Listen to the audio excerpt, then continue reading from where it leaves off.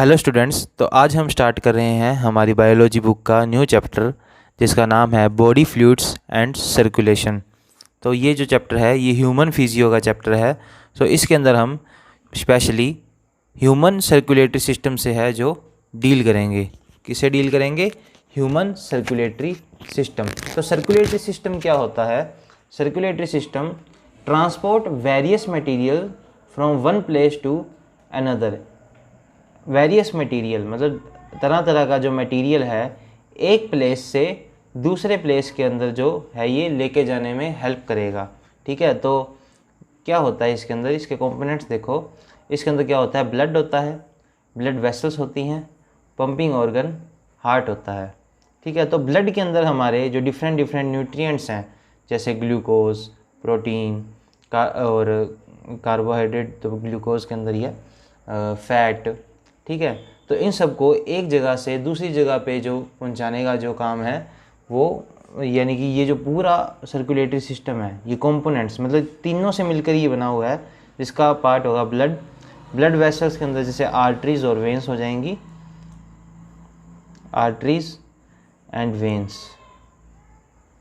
ठीक है, blood vessels के अंदर आर्टरीज और वेन्स दोनों जो है हेल्प करेंगी। और तीसरा पंपिंग ऑर्गन हार्ट, जो ब्लड को पंप करेगा। तो इसका काम क्या होगा? एक प्लेस से मटेरियल को दूसरे प्लेस तक लेकर जाना। ठीक है, तो इसका क्या ज़रूरत है? ठीक है, इसकी सर्कुलेटरी सिस्टम की क्या ज़रूरत है? जैसे हमारे बॉडी के जितने भी सेल्स हैं सभी को न्यूट्रिएंट की ज़रूरत होगी जिंदा रहने के लिए। गैस के अंदर ऑक्सीजन की, जैसे ऑक्सीजन की ज़रूरत होगी। ठीक है, हार्मोन्स, प्रोटीन्स। तो ये एक जगह से दूसरी जगह पर ले जाने का काम जो है वो हमारा सर्कुलेटरी सिस्टम जो है वो परफॉर्म करता है। जो ह्यूमन बॉडी है, ह्यूमन सर्कुलेटरी सिस्टम है, ये एक क्लोज्ड सर्कुलेटरी सिस्टम है। ठीक है, तो इसको समझते हैं हम। जो सर्कुलेटरी सिस्टम होते हैं दो टाइप के होते हैं, open circulatory system and closed circulatory system. ठीक है, ओपन के अंदर क्या होता है? जैसे ये हमारा ये हार्ट है, हमारा तो नहीं ओपन, हमारे अंदर नहीं होता। हमारे अंदर कौन सा होता है? क्लोज। ओपन के अंदर क्या होगा? आर्टरीज हो भी सकती हैं, नहीं भी। ठीक है, मान लो ये आर्टरी है, ये एक कैविटी है, ये एक कैविटी है। इसके अंदर ये आर्टरी जो है ये एंटर करेगी, यहाँ पे जो है अपने सिक्रीशन को सिक्रीट करेगी, जो भी एक्सवाइजेड ब्लड वगैरह जो भी है उसको यहाँ सिक्रीट करेगी। उसके बाद यहाँ से जो वेन राइज होगी वो डिफ्यूज़न से इस जो ब्लड को है वो लेगी, डिफ्यूज़न से इस जो लिक्विड को है वो लेगी और वापस हार्ट तक जो है वो ले जाएगी। ठीक है, अब क्लोज सर्कुलेटरी सिस्टम के अंदर क्या होता है? जैसे ये हार्ट है, ठीक है, यहाँ से आर्टरी अराइज हुई। अभी आर्टरी क्या है? छोटी छोटी कैपिलरीज के अंदर टूट जाएगी, छोटी छोटी कैपिलरीज के अंदर जो है वो टूट जाएगी। ठीक है, अब ये हमारा आ जाएगा एक टिश्यू या ऑर्गन। ठीक है, ये एक टिश्यू भी हो सकता है, एक ऑर्गन भी हो सकता है। ठीक है, तो इस टिश्यू के अंदर ये कैपिलरीज जो है वो एंटर करेंगी और यही कैपिलरीज वापस से इस टिश्यू से निकलकर वेन बना लेंगी और वापस जो है हार्ट तक क्या है आ जाएंगी। ये हार्ट है, ये भी HART हार्ट है। ठीक है, तो इन दोनों के अंदर अब क्या जो डिफरेंस है वो कैप्चर कर पा रहे हैं। देखिए, ओपन सर्कुलेटरी सिस्टम के अंदर क्या है? सबसे बड़ी चीज़, नो कैपिलरीज। कैपिलरीज नहीं है इसके अंदर। इसके अंदर जो है कैपिलरीज हैं। ठीक है, इसके अंदर जो क्या है, इसका जो फ्लूइड है वो टच कर रहा है ऑर्गन से। ठीक है, टच कर रहा है ऑर्गन से। ठीक है, इसके अंदर जो क्या है, इसका जो फ्लूइड है, जो हमारा जैसे ब्लड है, वो सेल या ऑर्गन से टच नहीं करेगा, वो अपनी कैपिलरीज के अंदर रहेगा। यहाँ से क्या है, इसका जो सब्सटेंस है, जो यहाँ से इसका जो न्यूट्रिएंट है जो भी प्रोवाइड करना है, गैस जो है वो प्रोवाइड करनी है, वो यहाँ से निकल कर इसके अंदर आ जाएगी। ठीक है, तो यहाँ से जो है मटेरियल्स का है वो एक्सचेंज जो है हो जाएगा और जो कुछ वेस्ट मटेरियल्स हैं वो भी इसके अंदर जो है हमारा ये टिश्यू है ये डाल देगा। ठीक है, अब ये जो है आगे फॉर्म करेंगी वेन को। ठीक है, आगे ये फॉर्म करेंगी वेन को। तो इसके अंदर क्या है, जो ब्लड है, ब्लड नेवर टच ऑर्गन, जो ब्लड है वो ऑर्गन को कभी भी टच नहीं करेगा। इसके अंदर क्या है, इस कैविटी के अंदर ही गिरा और बाय द डिफ्यूज़न इस वेन के अंदर आया और वापस किया। इसके अंदर कैपिलरीज भी फॉर्म नहीं हुई और इसके अंदर क्या है, जो ब्लड है वो ऑर्गन के साथ कॉन्टैक्ट के अंदर आया। क्लोज्ड का मतलब क्या है, जो हमारा ब्लड है उसको सेपरेट रखना अपने ऑर्गन से, ठीक है, उसको ऑर्गन के साथ टच नहीं होने देना, ठीक है। तो ये जो है इस तरह से कुछ होता है। तो ह्यूमन बॉडी के अंदर जो है क्लोज सर्कुलेटरी सिस्टम जो है वो पाया जाता है, यानी कि हमारे अंदर जो कैपिलरीज हैं, जो वेन्स और आर्टरीज और वेन्स हैं, वो कैपिलरीज के अंदर डिवाइड होती हैं, ठीक है। तो सबसे पहले हमने क्या पढ़ा, ह्यूमन सर्कुलेटरी सिस्टम ट्रांसपोर्ट करता है वेरियस जो मटेरियल है उनका, ठीक है, जैसे न्यूट्रिएंट, गैस, ऑक्सीजन, हार्मोन और प्रोटीन्स, ठीक है। उसके बाद जो है हमारा जो ह्यूमन सर्कुलेटरी सिस्टम है वो क्लोज्ड सर्कुलेटरी सिस्टम है। तो अब आपको क्लोज सर्कुलेटरी सिस्टम समझने में कोई दिक्कत नहीं होगी। मतलब इसके अंदर जो है कैपिलरीज पाई जाएंगी और ब्लड नेवर टचेज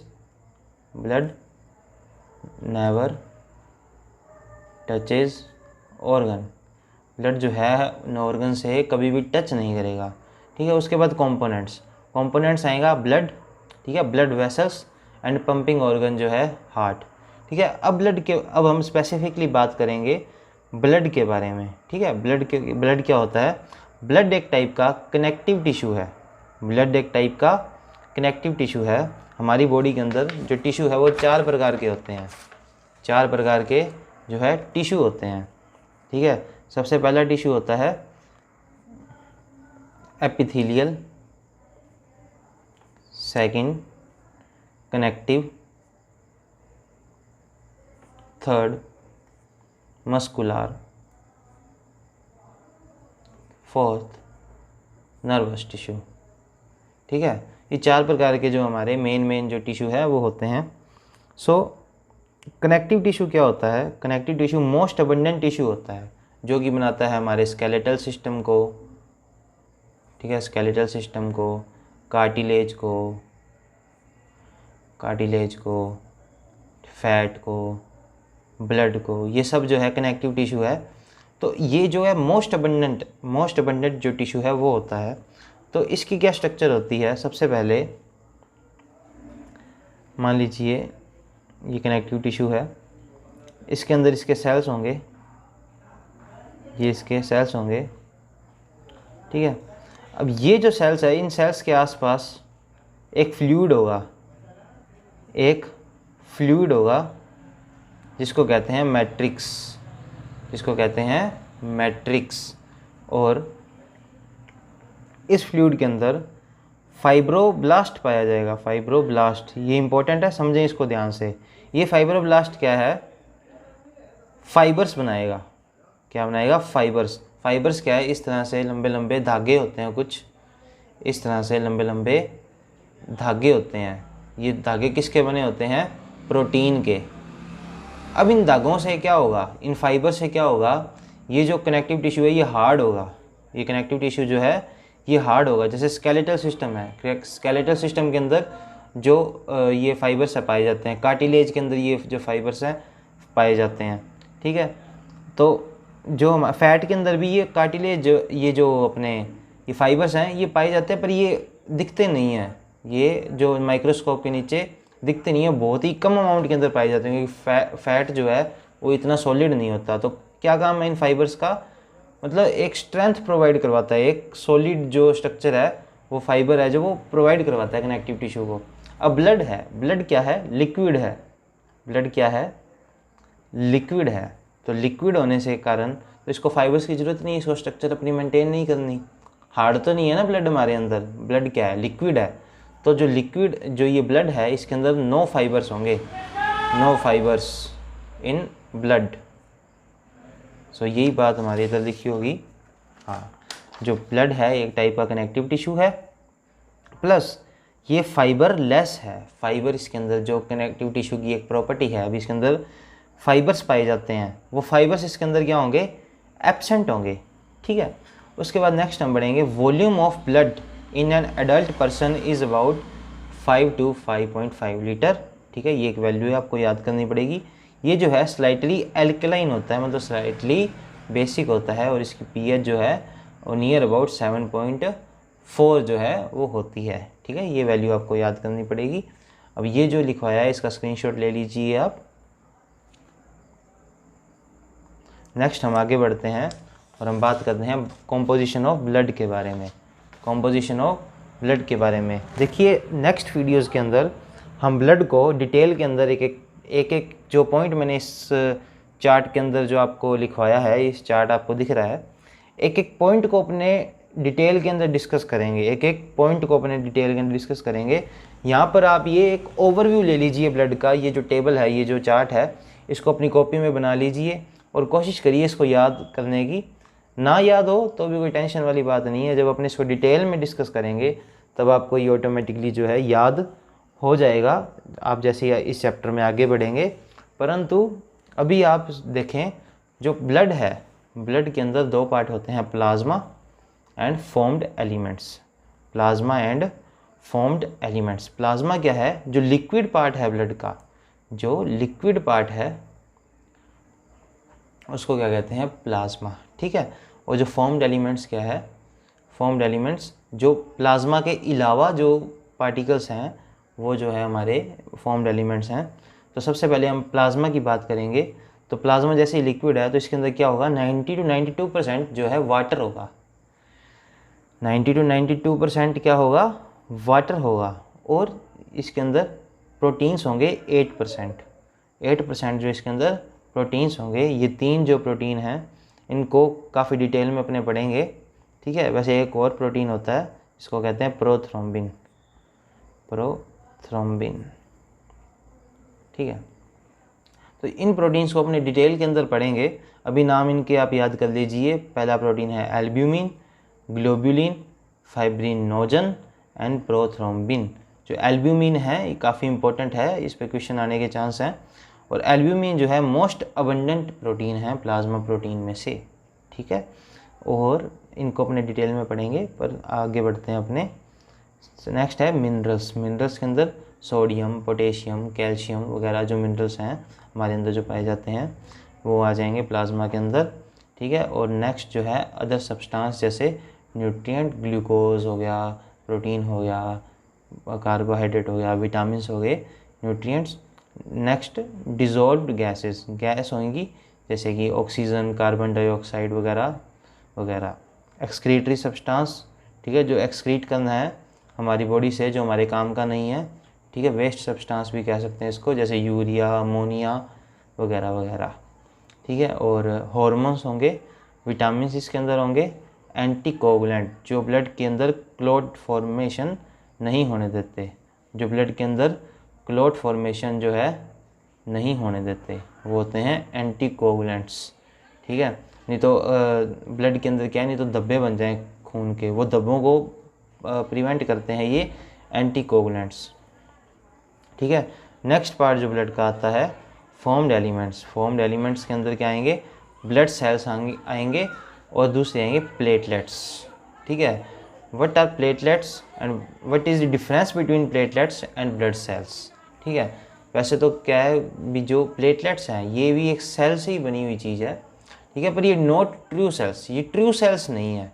ठीक है, ये क्या है? सेलुलर फ्रेगमेंट्स हैं। एक बड़ा सेल है, ठीक है, बड़े सेल से ये टूट कर जो है प्लेटलेट्स जो है बनी होती हैं, इसलिए इसको ट्रू सेल्स के अंदर हम नहीं गिनते हैं।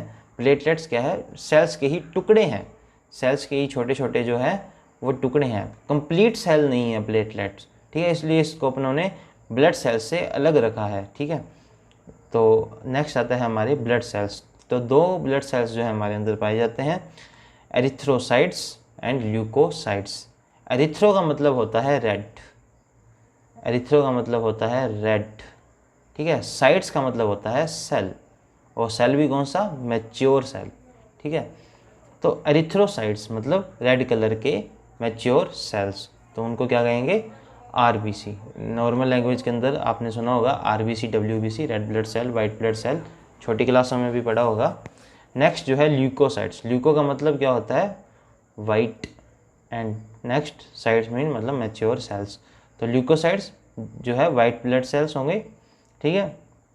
अब जो ल्यूकोसाइट्स है ये फर्दर 2 प्रकार के होते हैं, फर्दर 2 प्रकार के जो है ये होते हैं, ठीक है। तो 2 प्रकार के कौन से होते हैं, granulocytes and A granulocytes, granulocytes and A granulocytes. Granulocytes मतलब जिनके अंदर छोटे छोटे ग्रैन्यूल्स पाए जाएंगे, छोटे छोटे ग्रैन्यूल्स पाए जाएंगे। ग्रैन्यूल्स का मतलब छोटे छोटे टुकड़े, छोटे छोटे किसी भी चीज़ के टुकड़े हो सकते हैं। तो जो ये ग्रैनुलर होते हैं इनके अंदर एक छोटे छोटे टुकड़े पाए जाते हैं सेल्स के अंदर, तो उनको कहते हैं ग्रैनुलोसाइट्स। और ए ग्रैनुलोसाइट्स के अंदर कोई भी टुकड़े नहीं पाए जाते, इसको कहते हैं ए ग्रैनुलोसाइट्स। ए का मतलब एब्सेंस ऑफ ग्रैन्यूल्स, ठीक है। अब ये जो ग्रैनुलोसाइट्स हैं ये फर्दर 3 प्रकार के होते हैं, ठीक है। Neutrophils, basophils, eosinophils. देखिए मेनली जो ल्यूकोसाइट्स का फंक्शन क्या है, ल्यूकोसाइट्स का फंक्शन क्या है, ल्यूकोसाइट्स जो हैं वो हमारे इम्यून सिस्टम का पार्ट है। इम्यून सिस्टम का जो पार्ट है मेनली ये अटैक करते हैं फॉरेन पार्टिकल्स पर, ठीक है। तो सबसे पहले जो आता है न्यूट्रोफिल्स आता है, ठीक है। न्यूट्रोफिल्स जो है इसके लिए एक भारी सा वर्ड इस्तेमाल किया जाता है, पॉलीमॉर्फोन्यूक्लियर ल्यूकोसाइट, पॉलीमॉर्फोन्यूक्लियर ल्यूकोसाइट, ठीक है। तो इस वर्ड से घबराना नहीं है, इसका अपनों ने मतलब समझना है, मतलब समझेंगे तो याद भी हो जाएगा, ठीक है। पॉली बहुत सारे, मॉर्फो, मॉर्फो का मतलब होता है, मॉर्फो का मतलब होता है शेप, साइज एंड स्ट्रक्चर, ठीक है। मॉर्फो का मतलब होता है शेप, साइज एंड स्ट्रक्चर, ठीक है। तो पॉली बहुत सारा, ठीक है। Morpho shape, size and structure. Nuclear इसके न्यूक्लियस के लिए बात करी जा रही है, ठीक है, ल्यूकोसाइट। तो इसका जो न्यूक्लियस है वो अपनी मॉर्फोलॉजी, इसको मतलब morphology, shape, size and structure वो बदलता रहता है, वो एक जगह स्टेबल नहीं रहता। या अपने ये कह सकते हैं हर न्यूट्रोफिल का जो न्यूक्लियस है वो अपनों को सेम नहीं मिलेगा, ठीक है। आप समझ रहे हैं मेरी बात, फिर से समझाता हूँ आपको। जो न्यूट्रोफिल्स है इसका जो न्यूक्लियस है उसको कहते हैं पॉलीमॉर्फोन्यूक्लियर ल्यूकोसाइट्स। मतलब इसका जो न्यूक्लियस है वो स्टेबल शेप और साइज स्ट्रक्चर का नहीं है, वो अपनी जो शेप है, साइज है, स्ट्रक्चर है वो उसको बदलता रहता है, बदलता रहता है, इसलिए इसको कहते हैं पॉलीमॉर्फोन्यूक्लियर ल्यूकोसाइट्स, ठीक है। और इसके तो जो मतलब फिर अपने इसके लिए कह देंगे जिसके न्यूक्लियस की कोई अपने एक डेफिनेट शेप जो डिसाइड नहीं कर सकते, ठीक है। जैसे आपने देखा बेसोफिल्स है, बेसोफिल्स का जो न्यूक्लियस उसको हमने बाइलोब्ड न्यूक्लियस कह दिया, ठीक है। क्या कह दिया हमने, बाइलोब्ड न्यूक्लियस कह दिया, क्योंकि इसके जो न्यूक्लियस की शेप है वो फिक्स है, जो न्यूक्लियस की शेप है वो फिक्स है। तो इसका जो न्यूक्लियस है वो अपनी शेप चेंज नहीं कर रहा, तो उसकी शेप है, इसको बाइलोब्ड न्यूक्लियस कह दिया। अब इसको अपने बाइलोब्ड नहीं कह सकते क्योंकि ये बाइलोब्ड भी हो सकता है, मोनोलोब्ड भी, ट्राइलोब्ड भी, कुछ भी हो सकता है, ये अपनी शेप जो है चेंज करता रहेगा, इसलिए पॉलीमॉर्फोन्यूक्लियर ल्यूकोसाइट्स इसको अपनों ने कह दिया। आई होप आपको क्लियर है। अब आती है बात इओसिनोफिल्स की। इओसिनोफिल्स मतलब बाइलोब्ड जो है, ठीक है, और ये कुछ हेड शेप जो है इनका जो न्यूक्लियस है वो होता है, बाई शेप जो है इनका जो न्यूक्लियस होता है। अब इनका मतलब देखो, जो इओसिनो का मतलब एसिडिक, ठीक है। तो ये जो है एसिडिक डाई से जो है वो स्टेन हो जाता है, इओसिनोफिल जो है एसिडिक डाई से स्टेन हो जाता है। बेसोफिल बेसिक डाई से जो है स्टेन हो जाता है। न्यूट्रोफिल मतलब दोनों डाई से ये स्टेन हो जाता है, एसिडिक डाई से भी स्टेन हो जाएगा ये और बेसिक डाई से भी स्टेन हो जाएगा, ठीक है। नेक्स्ट हम पढ़ते हैं ए ग्रैनुलोसाइट पर, मतलब ए का मतलब ग्रैनुलर जिसके अंदर एब्सेंट होंगे, ये होंगे 2 टाइप के, मोनोसाइट्स एंड लिम्फोसाइट्स, ठीक है। और जो लिम्फोसाइट्स होंगे वो भी 2 प्रकार के होंगे, B lymphocytes and T lymphocytes. I hope आप इस जो चार्ट का एक ओवरव्यू ले चुके हैं, आपके माइंड में एक ओवरव्यू बन चुका है, ठीक है। अपनों ने सिर्फ इसको ऊपर से देखा है, एक आपको ब्लड की जो है कॉम्पोजिशन मैंने समझा दी है। नेक्स्ट लेक्चर्स के अंदर हम इन्हीं जो स्ट्रक्चर्स को है, इन्हीं जो पार्ट्स को हैं ब्लड के डिटेल के अंदर पढ़ेंगे, तो घबराना मत, ठीक है। और इसको अच्छे से करेंगे अपने। बाकी अगर आपको ये वीडियो में कुछ समझ आया हो, अगर अच्छी लगी हो तो इस वीडियो को लाइक कर देना and thank you for watching the video.